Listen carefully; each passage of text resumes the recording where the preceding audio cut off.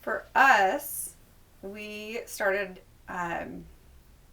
we planted our first church before we had any kids. So our kids have always been a part of this. They've never not known that really. Other than things, of course, were weird during COVID, but things are back now. And so they've always been a part of it. And for us, the biggest thing is just it's making it a priority and making that a part of our life in the same way that we make school or time with our families or work or different priorities all factor in, but you have to be intentional about making those priorities. And for us, our gospel communities play just as important role as our gatherings, and it's super important to be connected in both of those.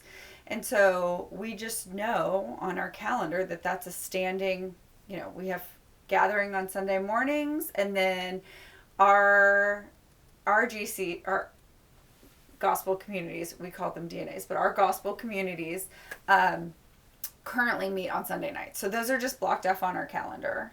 And so we're just really intentional about that. And the way it looks for ours, also involving the kids in that, then we schedule things out. And so, again, it just takes time and intention.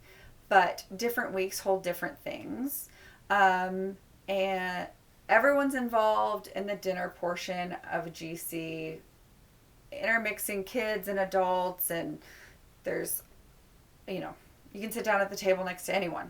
And it's great because then the kids feel like they can talk to whomever, and that adult is then caring and pouring into and asking questions about school and vice versa.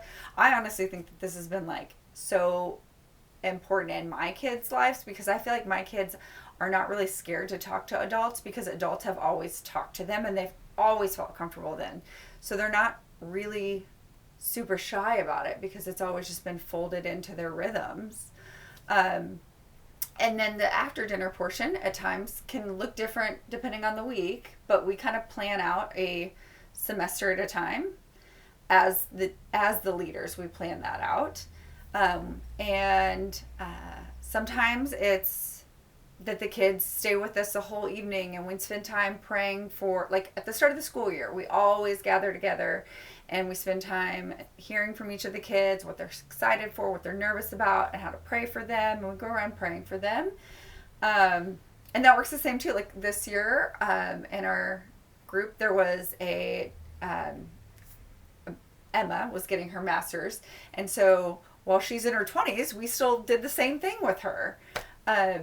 And so that's really sweet. But then there are times where the kids do go off and play for a portion.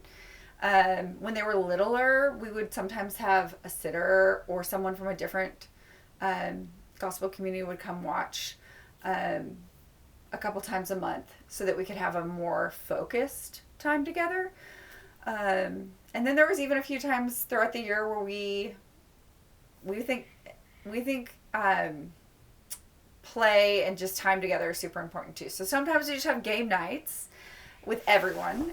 Sometimes we have hired a babysitter and just the adults go out to dinner and just really get time to connect. So really, it's interesting because it's not, there are rhythms throughout the month, but there is not every week looks exactly the same. Yeah, and I think that, like Jess is saying, there's just intentionality, and I think there's intentionality from parents in planning well, and I think there's intentionality with the gospel community to plan well. And so just as Jess is talking about thinking through the rhythms of a semester, not every week's family meal or whatever you call it has to look exactly the same.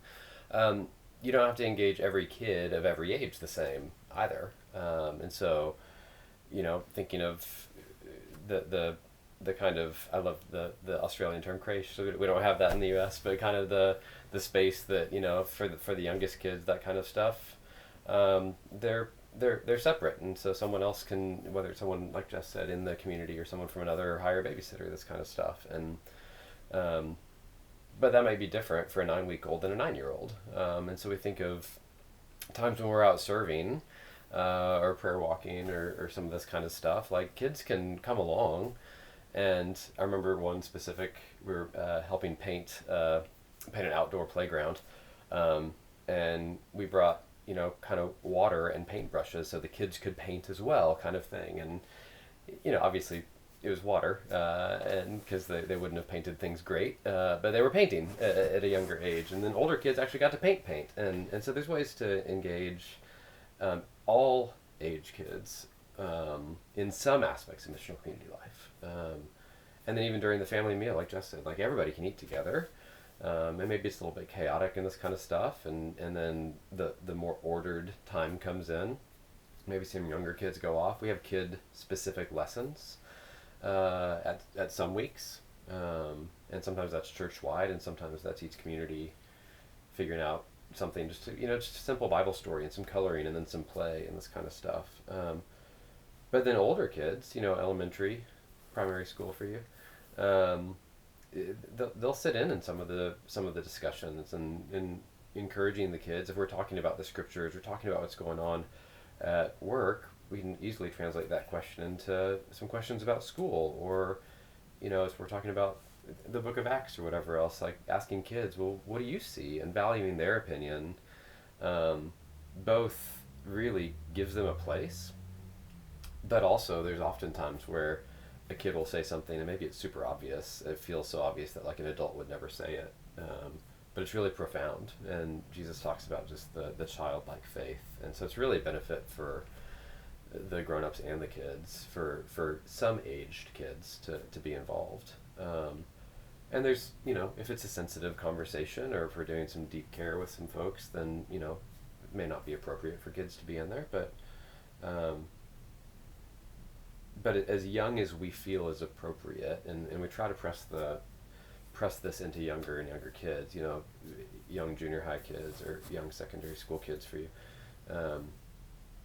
like trying to involve them in as much of the conversation as possible, because they're experiencing hard things in their school, and we just find it a better place to hear about these things, talk about these things, engage some levels of brokenness, and talk about what is good and what's wrong, and worldview, this kind of stuff. They're going to be hearing it all around us, so we find it beneficial to start to engage kids from as young as is possible, as young as is right, in even some of the bigger whole group conversations. And it's really sweet to see a junior high kid pray for a grown-up sometimes during our prayer time. So just thinking of graduated levels of engagement. But then so much of it just, again, starts with intentionality at home.